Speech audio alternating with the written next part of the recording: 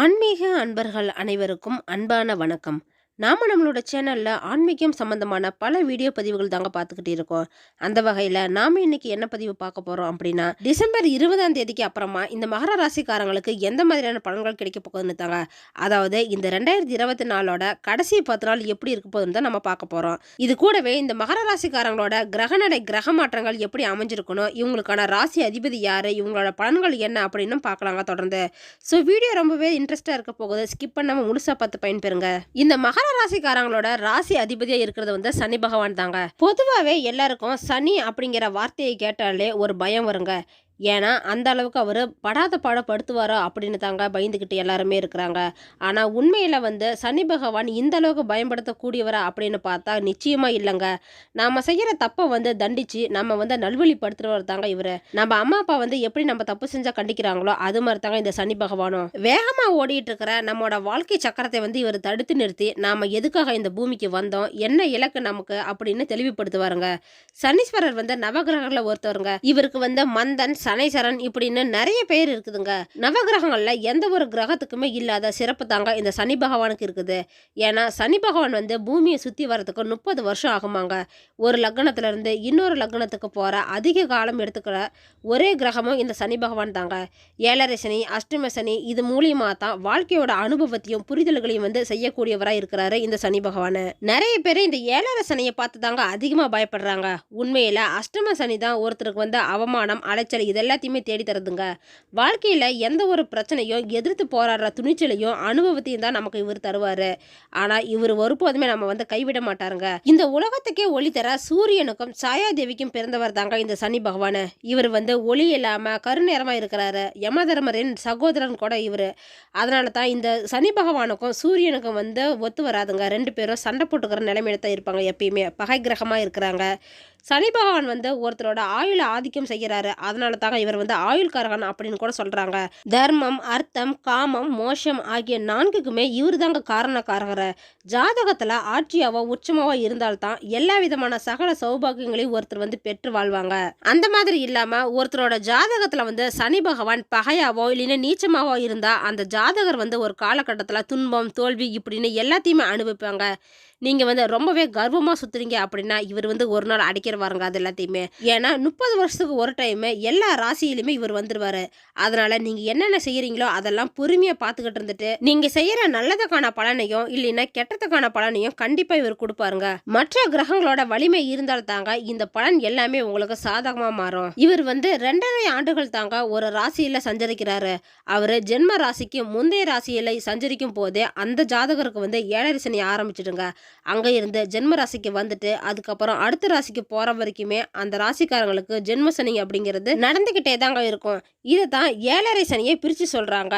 மங்கு சனி, தங்கு சனி, பொங்கு சனி அப்படின்னு தாங்க பிரித்து பலன் சொல்லப்படுது. அடுத்ததா இந்த மகர ராசிக்காரங்களோட குணம் அப்படின்னு பாத்தீங்கன்னா இவங்க வந்து ரொம்பவே தன்னம்பிக்கை நிறைந்தவங்களா இருப்பாங்க. அது மட்டும் இல்லாம தைரியம் அதிகமா இருக்குங்க. எந்த ஒரு விஷயமா இருந்தாலும் நான் போய் ஃபேஸ் பண்றேன் அப்படின்னு சொல்ற அளவுக்கு இவங்க ரொம்பவே தைரியசாலியா தான் இருக்கிறாங்க. ரொம்பவே பொறுமையா இருப்பாங்க. ஏன்னா அவங்களுக்கு தேவையானது எல்லாம் கிடைக்கணும் அப்படிங்கிறதுக்கு தான். அது மட்டும் இல்லாம மற்றவங்களை புரிந்து கொள்றதுலயும் அவங்க வந்து ரொம்பவே பொறுமையா தான் இருப்பாங்க. ஆனா கொஞ்சம் கோபக்காரங்க, அவசரமானவங்க. இவங்க பொறுமையா தான் இருக்கிறாங்க அப்படின்னு நினச்சிக்கிட்டு தேவையில்லாமல் ஏதாவது போய் பேசுனீங்க அப்படின்னா இவங்க ரொம்பவே கோபமாயிடுவாங்க. அது மட்டும் இல்லாமல் ஏதாவது ஒரு விஷயம் அப்படின்னா அதில் வந்து ஃபஸ்ட்டே அவசரமாக முடிவெடுத்துருவாங்க. அதுக்கப்புறமா தாங்க நிதானமாக யோசிச்சு பார்ப்பாங்க. இந்த மாதிரியெல்லாம் இருந்தாலுமே கூட இந்த மகர ராசிக்காரங்க வந்து ரொம்பவே புத்திசாலித்தனமாக தாங்க இருப்பாங்க. எந்த ஒரு கஷ்டமான நெருக்கடியான சூழ்நிலையாக இருந்தாலுமே கூட அந்த டைமில் வந்து இவங்க ரொம்பவே மன அமைதியோடு கடினமான முடிவுக்கு கூட ஈஸியாக சொல்யூஷன் கண்டுபிடிச்சிடுவாங்க. இந்த மகர ராசிக்காரங்களோட மிகப்பெரிய பலம் பலவீனம் அப்படின்னு பார்த்தீங்கன்னா ரெண்டுமே பிடிவாதம் தாங்க. ரொம்பவே பிடிவாதம் குணம் கொண்டவங்களா இருக்கிறாங்க இவங்க. அடுத்ததா இந்த காலகட்டத்தோட கிரகநிலை கிரக மாற்றம் அப்படின்னு பாத்தீங்கன்னா தனவாக்கு குடும்பஸ்தானத்துல வந்து சனி இருக்கிறாருங்க. தைரிய வீரிய ஸ்தானத்துல வந்து ராகு இருக்கிறாரு. பஞ்சமஸ்தானத்துல வந்து குரு வகர் நிலையில தாங்க இருக்கிறாரு. களத்திரஸ்தானத்துல வந்து செவ்வாயும், பாகியஸ்தானத்துல கேதுவும் இருக்கிறாங்க. லாபஸ்தானத்துல வந்து சூரியன், சந்திரன் இருக்கிறாங்க. கூடவே புதன் வந்து வக்கரமா இருக்கிறாருங்க. அயனசயன போகஸ்தானத்துல சுக்கிரன் இருக்கிறாருங்க. இது மாதிரிதான் கிரகநிலை வந்து இந்த மாதம் வளம் வந்துகிட்டு இருக்குது. அதே சமயத்துல கிரக மாற்றம் அப்படின்னு பாத்தீங்கன்னா 3/12 அன்னைக்கு வந்து சுக்கிரன் அயனசயன போகஸ்தானத்துல இருந்த ராசிக்கு மாறுறாருங்க. 15/12 அன்னைக்கு சூரியன் வந்து லாபஸ்தானத்தில் இருந்து அயனசயன போகஸ்தானத்துக்கு மாறுறாரு. அடுத்ததா பார்த்தீங்கன்னா 30/12 அன்னைக்கு வந்து சுக்கிரன் ராசியில இருந்து தனவாக்கு குடும்பஸ்தானத்துக்கு மாறுறாருங்க. இந்த மகர ராசிக்காரங்க வந்து இந்த காலகட்டத்தில் எது நீங்க செய்யறீங்க அப்படின்னாலும் ரொம்பவே யோசிச்சு பொறுமையா நிதானமா செய்யறது ரொம்பவே உங்களுக்கு நல்லதுங்க. கோபமா பேசுறத கொஞ்சம் தவிர்த்துக்கோங்க. நிதானமா இருங்க.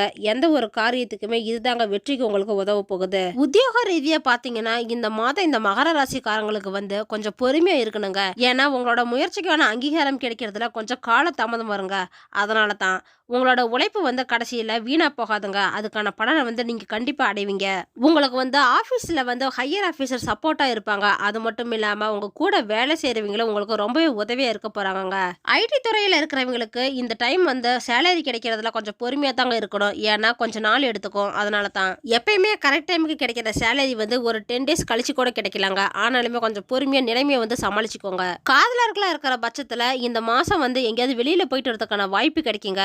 இது கூடவே திருமணத்தை பத்தி பேசவும் ஆரம்பிப்பீங்க. உங்களோட பிரச்சனையில மூன்றாவதா இருக்கிற நபரை யாரையுமே தலையிட வைக்காதீங்க. குடும்ப விஷயத்தை பொறுத்த வரைக்கும் கணவன் மனைவி 2 பேருமே மகிழ்ச்சியா ரொம்பவே சந்தோஷமா இருக்க போறீங்க. உங்களோட லைஃப் வந்து ரொம்பவே ஸ்மூத்தா தாங்க இருக்க போகுது. வீட்டுல இருக்க பெரியவங்க கூடயும் நீங்க சந்தோஷமா தான் இருப்பீங்க. வீட்டுல வந்து உங்க சில்ட்ரன்ஸ் கூட நல்லாவே டைம் ஸ்பெண்ட் பண்ணுவீங்க. அதனால வந்து ஒரு சந்தோஷமான சூழ்நிலை தாங்க இந்த டைம் வந்து உங்களுக்கு அமைஞ்சிருக்குது. நிதி ரீதியா பாத்தீங்கன்னா நல்லா தாங்க இருக்குது. உங்களோட பேங்க் பேலன்ஸ் அதிகரிக்கிற அளவுக்கு காசு வந்து உங்களுக்கு கிடைக்கும். அது கூடவே உங்களோட ஃபேமிலி மற்றும் ஃப்ரெண்ட்ஸ் வந்து உங்களுக்கு ரொம்பவே உறுதுணையா இருக்க போறாங்க. சொத்துக்களை ஏதாவது இன்வெஸ்ட் பண்றீங்க அப்படின்னா அதுக்கு இது வந்து ரொம்பவே உகந்த காலகட்டமா தாங்க அமைஞ்சிருக்குது. வீடு வாங்கலாம், இல்லைன்னா லேண்ட்ல இன்வெஸ்ட் பண்ணி வைங்க. இது எல்லாமே உங்களுக்கு இரட்டிப்பு பலனா பெற்று தருங்க. அது மட்டும் இல்லாம ஏதாவது கடன் கொடுக்குறீங்க அப்படின்னா அந்த விஷயத்தை மட்டும் தவிர்த்துக்கோங்க இந்த டைம்ல. ஏன்னா காசு நீங்க கொடுக்குறீங்க அப்படின்னா அந்த காசு வந்து உங்களுக்கு திரும்ப கிடைக்காதுங்க. பணத்தை வந்து இழக்கிறதுக்கான சூழ்நிலை தான் உங்களுக்கு உருவாகும். சொந்த தொழில் நடத்த நினைக்கிற மகர ராசிக்காரங்களுக்கு வந்து இந்த டைம் ரொம்பவே சூப்பரா இருக்குதுங்க. ஏதாவது தொழிலை ஆரம்பிக்கிறீங்கன்னா இந்த டைம்ல ஆரம்பிச்சுக்கிங்க. அது ரொம்பவே விருத்தி அடையும். அது மட்டும் இல்லாம தொழிலை விரிவுபடுத்துறீங்க அப்படின்னா அது கூட இப்ப பண்ணலாங்க. புதுசா ஆரம்பிக்கலாம், தொழிலை விரிவுபடுத்துங்க. எல்லாமே உங்களுக்கு சாதகமான காலகட்டமா தான் அமைஞ்சிருக்குது. தொழில் முனைவோருக்கு வந்து வாய்ப்பு வந்து ரொம்பவே அற்புதமா அமைஞ்சிருக்குதுங்க.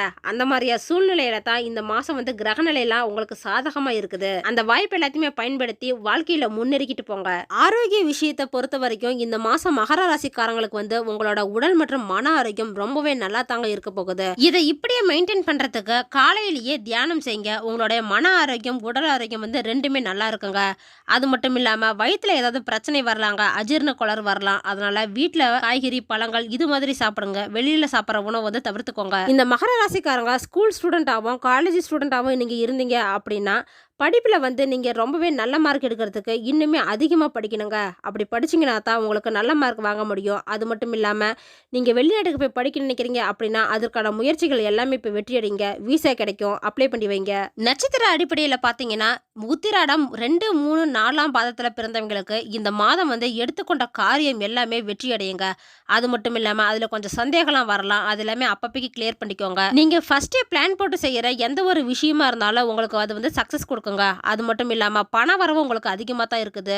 உங்களுடைய திறமையால் உங்களுக்கு புகழ், அந்தஸ்து இது எல்லாமே கிடைக்க போகுதுங்க. ரொம்பவே டிஃபிகல்ட்டாக இருக்கிற பிரச்சனைக்கு எல்லாமே நீங்கள் சீக்கிரமாக சொல்யூஷன் கண்டுபிடிச்சிருவீங்க. அடுத்ததாக திருவோண நட்சத்திரக்காரங்களை பார்த்தீங்கன்னா இந்த மாதம் வந்து உங்களோட பேச்சின் இனிமை சாதுரியம் வந்து உங்களுக்கு எடுத்த காரியம் எல்லாமே வெற்றி அடைகிறதுக்கான வாய்ப்பு கிடைக்குங்க. ஏதாவது வெளியிடத்துக்கு போகிறதுக்கான வாய்ப்பு கிடைக்குங்க. அது மட்டும் இல்லாமல் ஆன்மீக பயணம் கூட நீங்கள் போவீங்க. வெளியில் எங்கேயாவது போகிறீங்க அப்படின்னா உங்களோட திங்ஸை வந்து ரொம்பவே கேர்ஃபுல்லாக வச்சுக்கோங்க. ஏதாவது திருடு போகலாம். வண்டி வாகனத்தில் போகிறீங்க அப்படின்னா கொஞ்சம் கவனமாக போகிறது நல்லதுங்க. சீட் பெல்ட் போட்டுக்கோங்க, இல்லைன்னா ஹெல்மெட் போட்டுக்கோங்க. இது வந்து உங்களுக்கு ரொம்பவே நல்லது. அடுத்ததாக பார்த்தீங்கன்னா இந்த அவிட்ட நட்சத்திரக்காரங்க தாங்க இந்த மாதம் வந்து ஏதாவது தொழிலில் இருக்கிறவங்களுக்கு ரொம்பவே வேலை ஜாஸ்தியாக இருக்குங்க.